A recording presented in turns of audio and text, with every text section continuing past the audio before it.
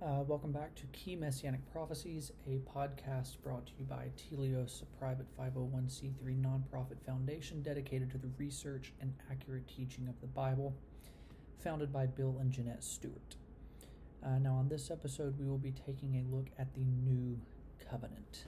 Now, the central text we'll be examining in this episode will come from the book of Jeremiah. Now, a little background.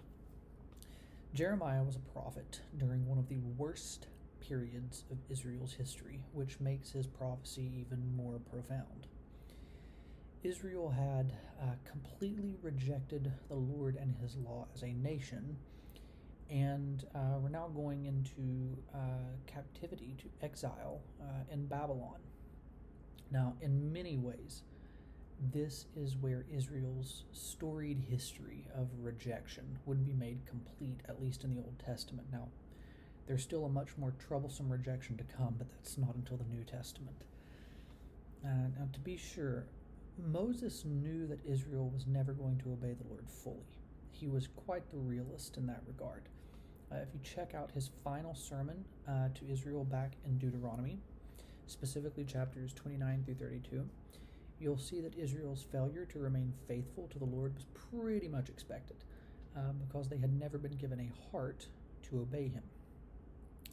And we've gone through the Old Testament, right, in this podcast series, learning about the Messianic figure who would come and set things right.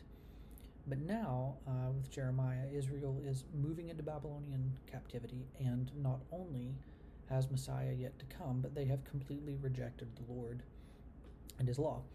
And it is in this context that Jeremiah delivers the prophecy that really becomes the basis of what you'll sometimes hear referred to as the New Covenant. In Jeremiah 31, verses 31 through 33, the prophet speaks on behalf of God to say that a day is coming when God will cut a new covenant with his people that will be distinctly different from previous covenants. So this covenant won't be like the one made with Moses, and this covenant will be one in which God himself will put the law within them and write it upon their hearts. Now, that is a very weird idea on one level. But if you remember back in Genesis 8, right after the flood, God has restarted creation. And he says to himself in verse 21, that the intent of man's heart is evil from the time of his youth. In other words, from the time that people are children, their hearts are predisposed towards evil, toward doing wrong. It's like that old adage, you don't have to teach a kid to steal a cookie from the jar, you have to teach them not to steal it. In other words, God understands very early on in this process that the condition of man and the plight of humanity is one that is ravaged by sin. Now, with Jeremiah, we have God promising to overwrite the condition of man's heart. And he will do it himself. He will literally give them his own character by changing the very nature of man's heart. It's a really, really weird idea. And Jeremiah 31:34 includes the line that the sins that characterize the hearts of men would be forgiven and remembered no more. So, why are we talking about this in a podcast on Messianic prophecy? Well, anybody who is even passingly familiar with the Synoptic Gospels and Jesus' story there will know that Jesus loved to reference this Old Testament passages. New Testament writers love to return to this passage. Let's do some examples. Go back to the story of the man who was lowered through the ceiling by his friends in Luke 5. The Pharisees were shocked, not necessarily by the healing of the man, but by the fact that Jesus stated the man's sins were forgiven. They wigged out because he claimed to do exactly what Jeremiah 31 said would happen, implementing the forgiveness of sins. Go also to the Last Supper. Jesus likens the wine to his own blood of the covenant, which is poured out for the forgiveness of sins, Matthew 26. In other words, the promise of the forgiveness of sins existed in the Old Covenant as exactly that, a promise.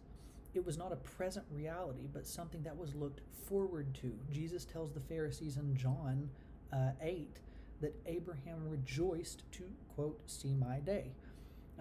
That Abraham understood the promise of the Messiah, the promise of what was coming, and now with Jesus standing before them, that promise had become a present reality.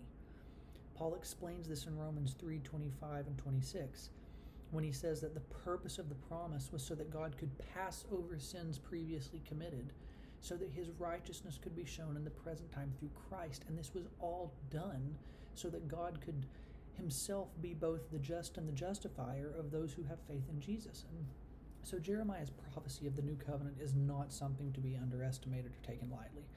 It is a very serious, very important component of Messianic prophecy, because it goes from detailing interesting facts about the Messiah and what he's going to do for Israel in terms of reconciliation to God, to foreshadowing just how he's going to solve the problem of sin and the human condition, which has been there from early Genesis, right?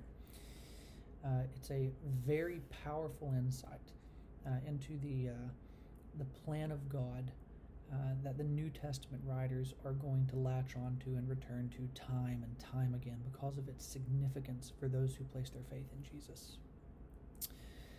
So thank you for joining us for this episode of Key Messianic Prophecies. On the next episode, we will transition to look at Messianic prophecy in the book of Zechariah.